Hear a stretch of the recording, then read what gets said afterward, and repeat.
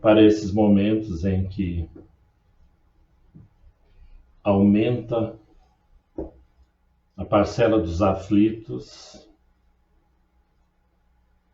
dos que temem,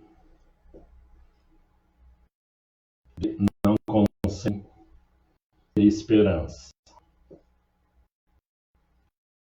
isso nós convidamos a todos que busquemos neste ato, neste momento, a presença de nosso Pai e, uma vez junto ao nosso Senhor, possamos alimentarmos-nos profundamente da sua amorosidade, da sua justiça, e que possa alcançar profundamente os nossos seres, e que, retomando as nossas responsabilidades, possamos permanecer em sintonia ideal com nosso Senhor. E sendo assim, pedimos a Francisco, aos benfeitores, para iniciarmos a nossa atividade do Evangelho. E que assim possa ser.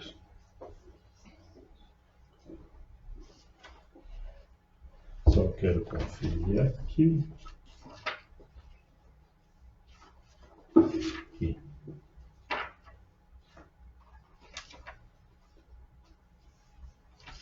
Perfeito. Muito obrigado. Então nós vamos ler um texto que diz assim, está no Evangelho de Mateus, capítulo 20, de 1 a 16.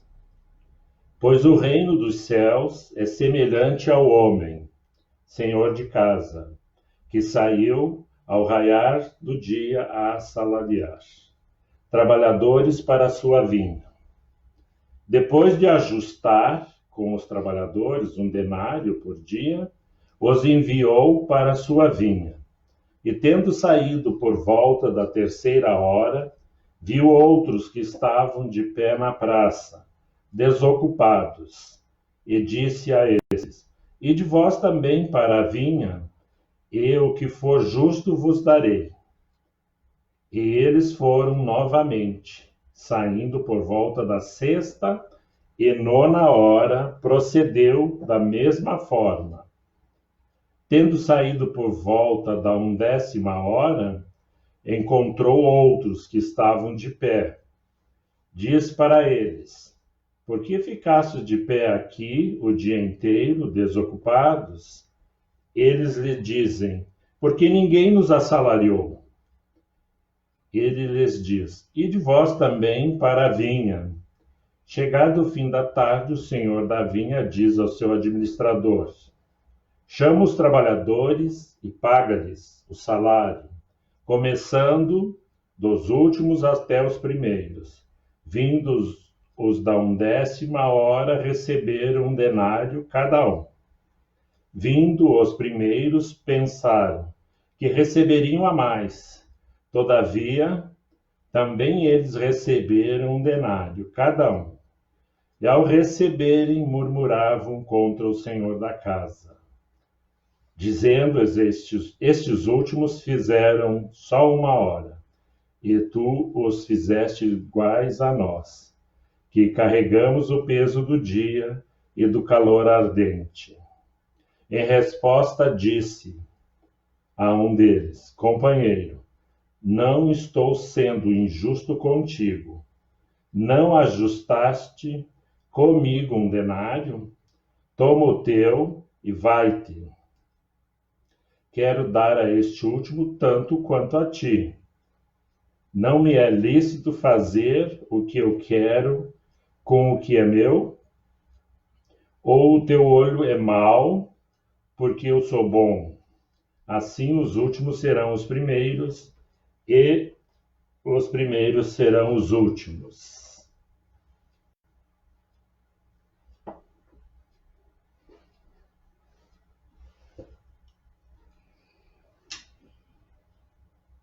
Todos nós já escutamos este ensino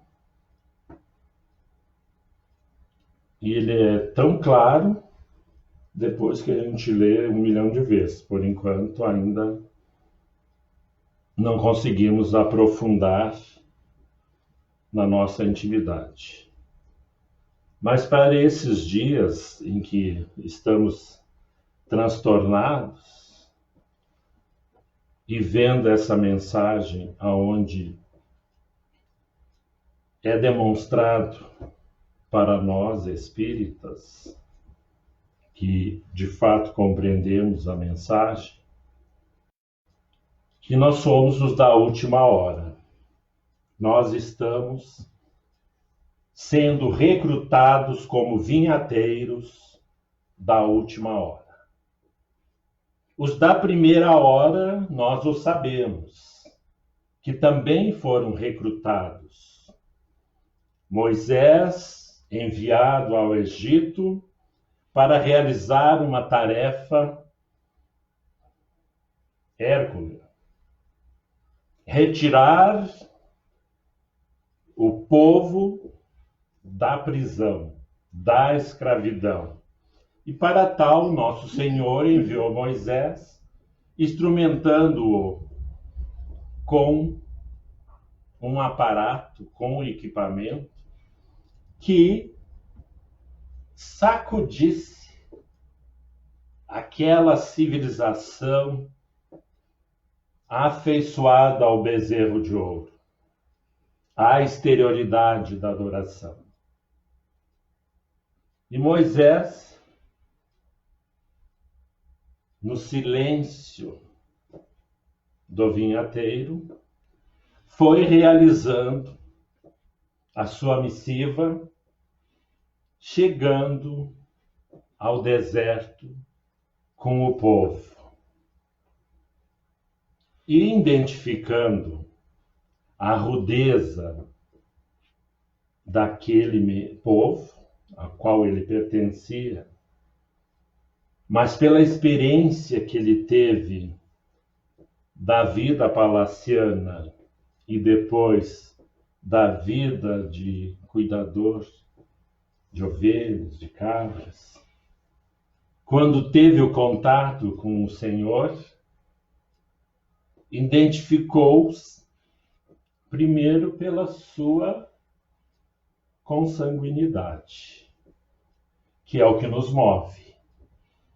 Os nossos amores nos sensibilizam para que não os abandonemos. E ele continuou o seu ministério, instrumentando aquele povo da lei de Deus e, por iniciativa própria, de uma lei civil que organizasse aqueles desconcertados pelo convívio com uma sociedade materialista e pagã. Então, se ele realizou o trabalho da primeira hora, certamente o seu salário foi acordado com nosso Senhor. Se é o denário, se é a moeda de prata romana, não o sabemos. Após eles, vêm outros e outros. E o próprio Senhor vem estar com nós, através de Jesus, redimensionando os trabalhadores da primeira hora, no seu canto, no seu evangelho, e nos trouxe uma breve reforma, vamos dizer assim. Fez a síntese, que era fundamental que adorássemos ao Senhor, mas também que reconhecêssemos-nos no próximo, no nosso irmão, no nosso semelhante.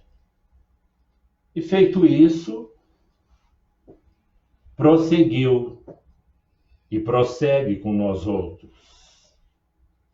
Alertou que enviaria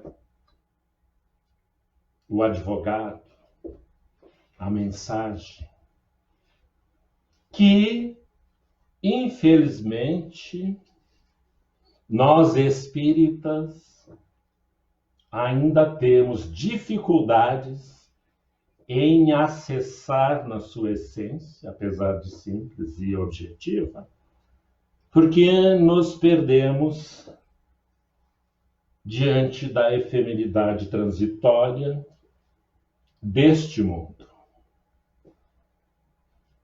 E o vento sopra, sacode, e novamente nós estamos, como Moisés, a arrancar um povo escravo e submisso.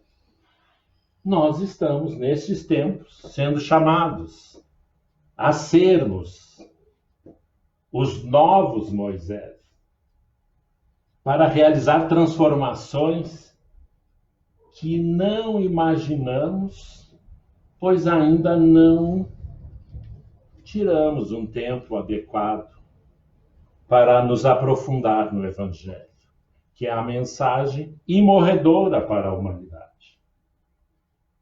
E o desafio é que hoje, nesses dias, nós, trabalhadores,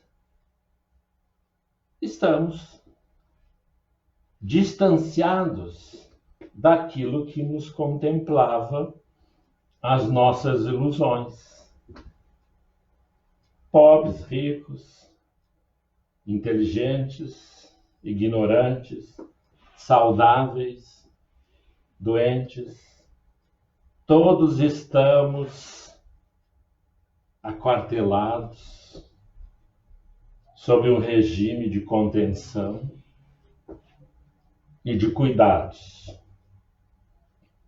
Certamente passará, não no nosso tempo, mas no tempo do dono da vinha, que é o Senhor, que sai a assalariar, ou seja, sai a contratar os trabalhadores e diz: este é o meu salário, estas são as tarefas.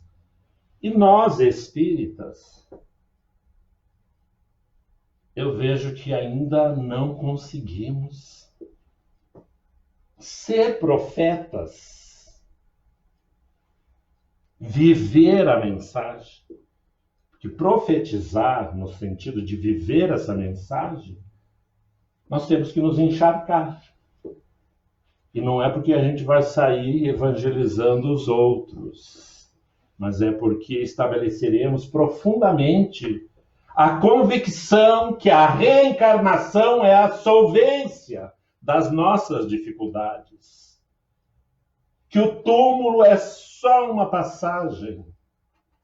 Que essa enfermidade pandêmica que assola cumpre a lei e alcança os invigilantes. É isto. Dói pelo apego que nós temos àquilo que não é a nossa realidade. Somos seres espirituais. Temos que buscar o convencimento de nossas individualidades, de nossa consciência, que estamos em trânsito. E o que nós chamamos de bem-estar, de felicidade, de alegria, de saúde, é a nossa perdição. É a nossa perdição. E podemos elencar que todos os mártires que trabalharam, que militaram, que sacudiram as suas comunidades, sempre têm uma característica muito comum: corpos frágeis, franzinos, quase mortos. Mas também tem outras características: acesos, alviçareiros, destemidos, muita coragem, muita vontade, muita paciência.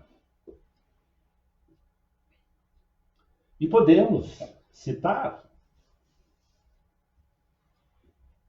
porque o mártir se condiciona, quem serve vai sabendo que vai enfrentar, não as facilidades, como disse. O que nós entendemos como este espaço organizado, isso não é a nossa segurança. A nossa casa, o conforto que temos, não é a nossa segurança. Vai ficar. E se a gente reportar aos trabalhadores, o espírita, o cristão, o crente, ele não se detém naquilo que não vai na sua bagagem. E daí quando nós lembramos de Irmã Dulce, lembramos de Madre Teresa, que quando foi chamada pelo Senhor, Madre Teresa, para iniciar o seu ministério, numa cidade em que morrer na rua há centenas de milhares, era muito comum, e ela criou um espaço dentro de um templo da deusa Kali. Foi lá e se estabeleceu.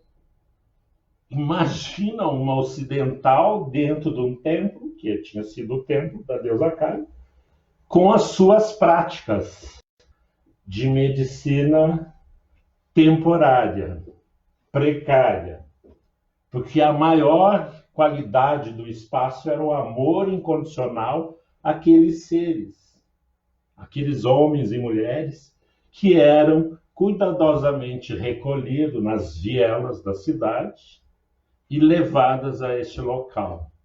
E a comunidade queria fechar, apedrejavam, perseguiam-na.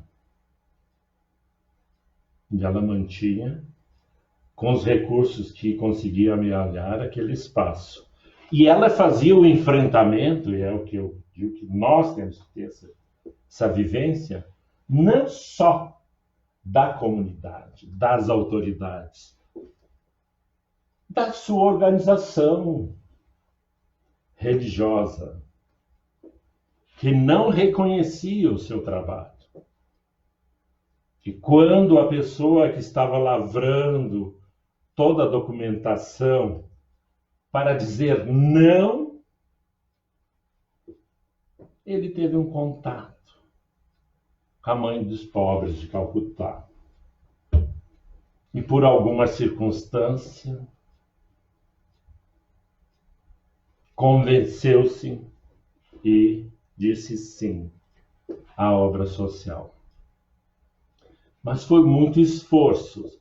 E pessoas de outras comunidades que eventualmente ainda prejudicavam o trabalho. Mas um dia entrou um senhor no templo e viu alguém com lesões corpóreas e a irmã com faixas muito simples, que nem dava a volta, só ia deitando sobre os, como um curativo, para aliviar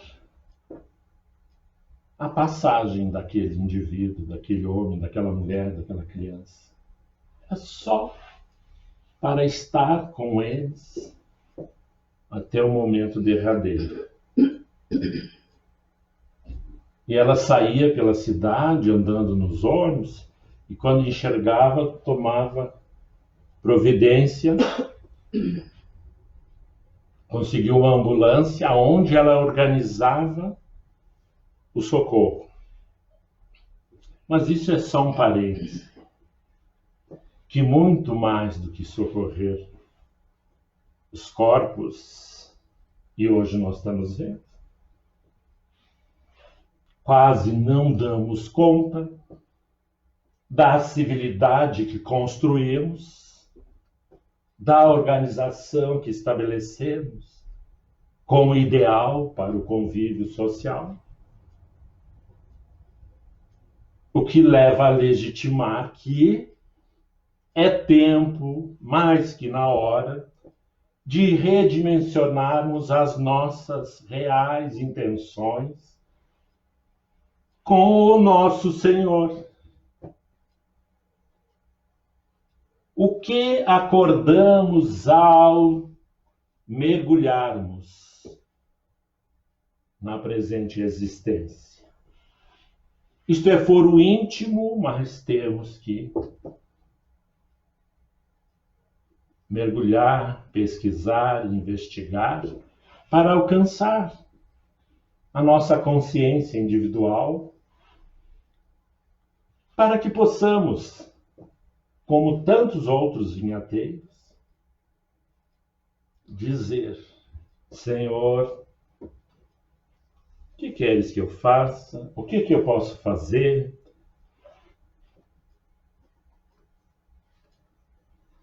Se quiser negociar o salário também, né? Podemos. Mas é melhor deixar que ele sabe, ele é justo. Ele é o antes, será o depois. Então ele sabe. E essa convicção em que nós, trabalhadores da SEAR, os obreiros, os militantes, temos que identificar as nossas responsabilidades. Que o chamado é tal como lá atrás, quando ele reuniu os apóstolos para orientar o que deveriam fazer, já que ele não permaneceria com eles. E após o sepulcro, apresentou-se, orientou por alguns dias todos os apóstolos e simpatizantes da causa. E é importante que tenhamos esta clareza, que é nós. Nós nos reunimos aqui porque nos é prazeroso o convívio entre as nossas diferenças de entendimento, de profundidade. O fato é que temos que celebrar esta possibilidade. Mas nós temos a chave da solução, como disse, que não é uma. Primeira, a reencarnação, esclarecendo-nos para depois poder, com convicção, sensibilizar a outros, estaremos nos aproximando daquilo que é o ideal para o ser espiritual, mas também, através da reencarnação, demonstrar a ascensão espiritual que ela faculta a todos nós. Mesmo nós vimos que o Senhor saiu buscar os assalariados para a reencarnação, para trabalhar na vinha, tinha os desocupados. Né? E ele foi lá e chamou. E na hora de remunerar, todos recebemos o mesmo. Que daí a gente poderia até pensar um pouco mais o que é esse salário, esse denário, que os da primeira receberam, os da última receberemos. E no caso do texto, para o nosso pensar, as nossas reflexões, demonstra que nós chegamos e o edifício está de pé. O trabalho braçal já foi feito.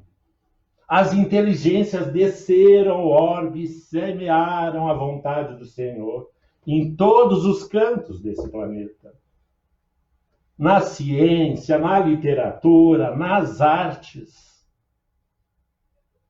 nas religiões, nos pensamentos filosóficos. E nós, espíritas, chegamos e encontramos o prédio pronto.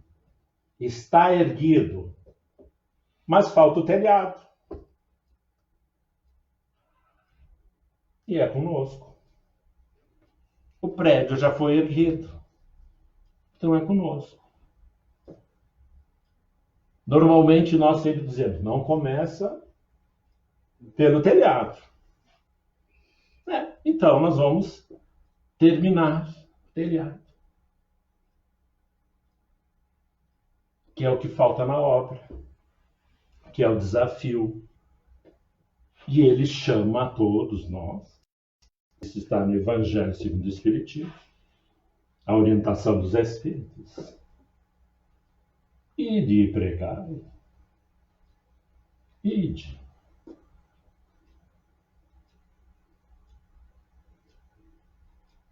E às vezes, como eu aprendi com o Nauro, que era presidente da instituição onde eu trabalhei, eu tinha a responsabilidade de visitar prédios que estavam sob a responsabilidade da instituição,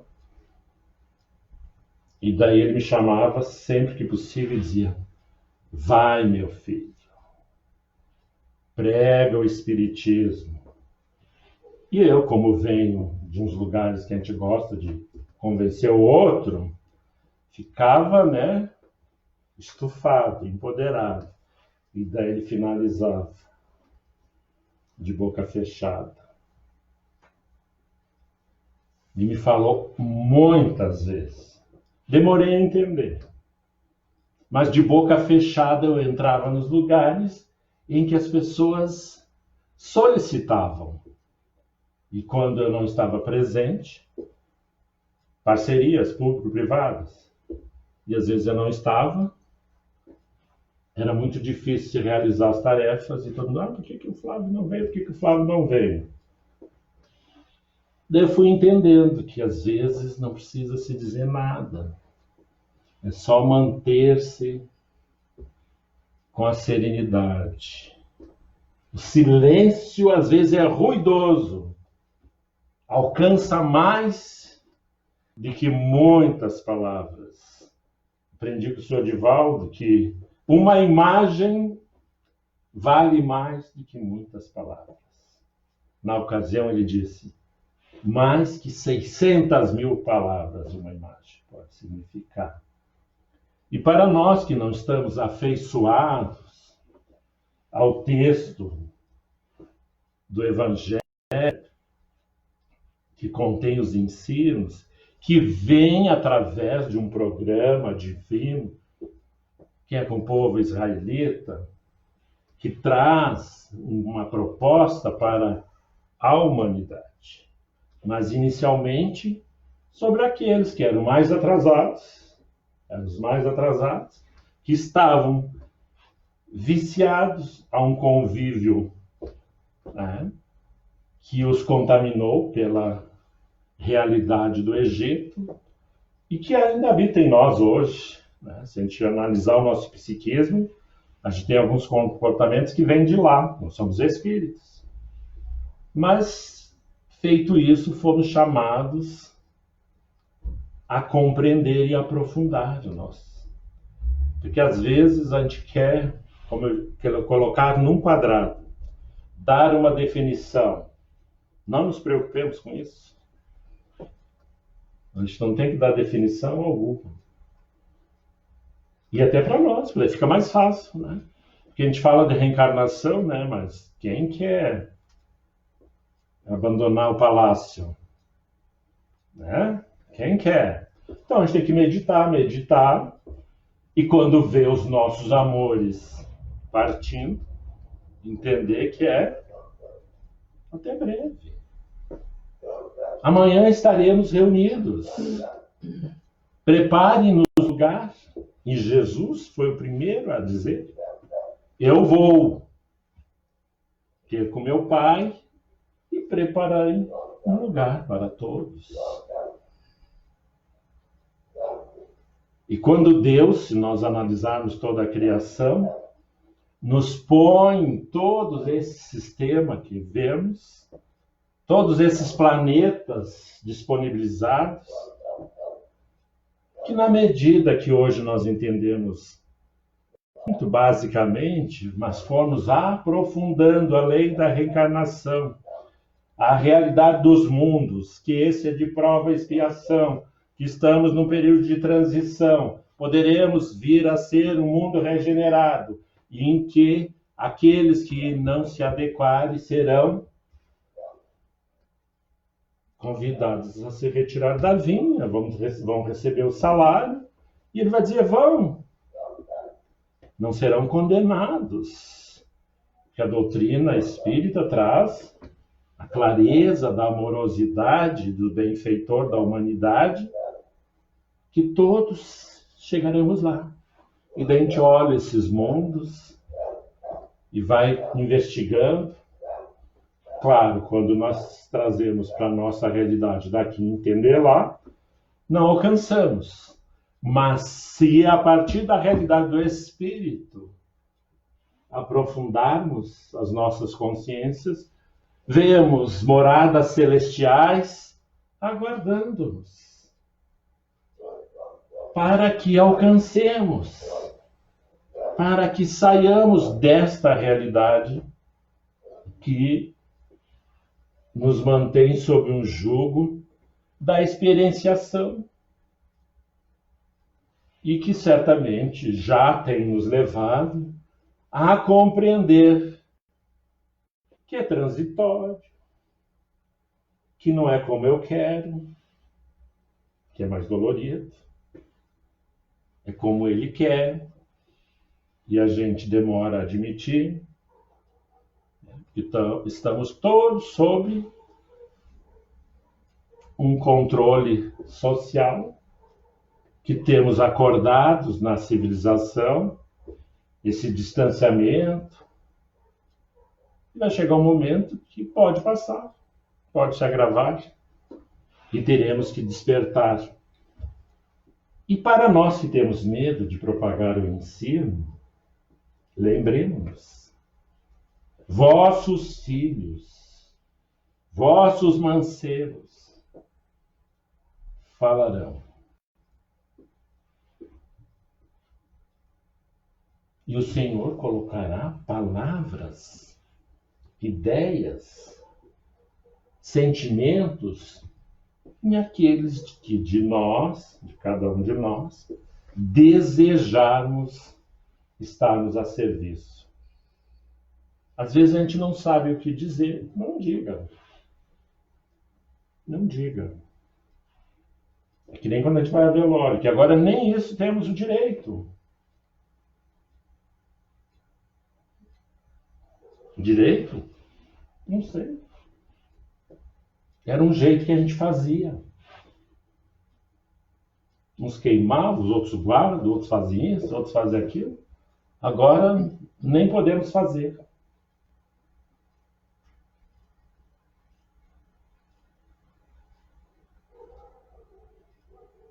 E daí nós ficamos sensibilizados. Porque o vento sopra e alcança-nos. Mexe, desestabiliza, que é a função. Mas também saneia, purifica. Qual parte nós vamos reter?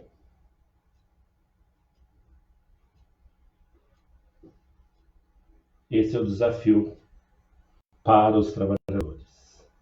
Como a gente tem um acesso ao mecanismo que nos instrumenta a estarmos também acessando outras consciências, é importante que tenhamos clareza que estamos todos necessitados. Que o Senhor da vinha nos alcance com o seu olhar sereno, benfazejo, com o seu magnetismo curador. Mexa em nossa intimidade, para que possamos nos desapegar do que é ilícito em nossas consciências, o que tisna as nossas consciências, o que marca as nossas consciências, o que enferma os nossos seres. Mas o Senhor é conosco. e certamente aproxima-se nesta ação em que nós teremos a coragem de olhar os próprios passos, de avaliar o nosso deambular neste orbe. E pedimos a Ti, Senhor, que alcance-nos para que possamos também, por Sua vontade, revisitar o que podemos fazer, onde devemos ir, como realizar o arroteamento do solo para que semeamos o Teu amor e alcancemos as almas de nossos amores. E quando falo de amores, é a humanidade. E quando falo de amores, incluamos os nossos inimigos, os que perseguem os vinhateiros, os que tentam empreender em nossa direção, lancetando-nos os nossos direitos individuais, prejudicando-nos, fazendo que não consigamos ter razão, discernimento, amorosidade, vontade ao silêncio, ao perdão. E não é o perdão para fora, é o perdão de nossas consciências. Que possamos olhar, pegar os entulhos e, numa técnica de amor, botar no nosso corredor e dizendo: vai, não quero que faça parte de mim. E esses destroços vamos lançando para que sirvam de degraus para a nossa ascensão. E que consigamos, instrumentados pela amorosidade do Senhor, alcançar as realizações propostas. Sê conosco, Senhor. Francisco, envia os teus emissários. Os trabalhadores buscam orientação, discernimento. E aqui estamos, nesta tarde, para que alcancemos o coração de nosso Pai e sintamos-nos confortáveis, não pelo que temos, mas por tudo aquilo que podemos e devemos abandonar. As falsas crenças, as falsas posses, aquilo que de maligno ainda impregna-nos. Sê, Senhor, o oleiro de nossas existências, para que possamos triunfar diante de nossas consciências. Alegramo-nos, Senhor, e pedimos da Tua paz. Finalizando, mantenha-nos na Tua paz, hoje e sempre. Que assim seja.